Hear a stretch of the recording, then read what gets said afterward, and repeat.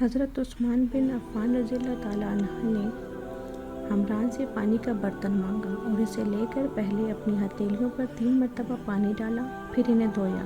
اس کے بعد اپنا دائنا ہاتھ برتن میں ڈالا اور پانی لے کر کلی کی اور ناک صاف کی، پھر 3 بار اپنا چہرہ دھویا اور کہنیوں تک 3 بار دونوں ہاتھ دھوئے، پھر اپنے سر کا مسح کیا، پھر پانی لے کر ٹخنوں تک 3 مرتبہ اپنے دونوں پاؤں دھوئے، پھر کہا، رسول اللہ صلی اللہ علیہ وآلہ وسلم نے فرمایا ہے کہ جو شخص میری طرح ایسا وضو کرے پھر 2 رکعت پڑھے جس میں اپنے نفس سے کوئی بات نہ کرے تو اس کے گزشتہ گناہ معاف کر دیے جاتے ہیں۔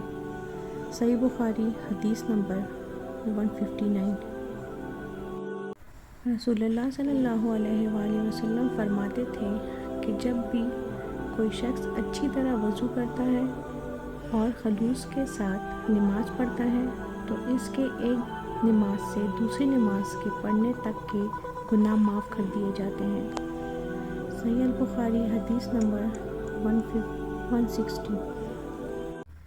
آپ صلی اللہ علیہ وآلہ وسلم نے فرمایا، جو شخص وضو کرے اسے چاہیے کہ ناک صاف کرے اور پھر پتھر سے استنجا کرے۔ اسے چاہیے کہ طاق عدد یعنی 1 یا 3 یا 5 ہی سے کرے۔ صحیح بخاری حدیث نمبر 161۔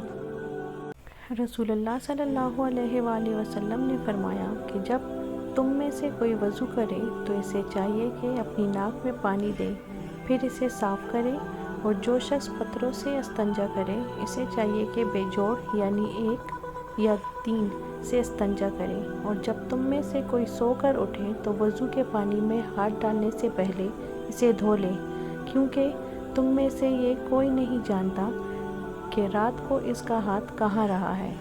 صحیح بخاری حدیث نمبر 162۔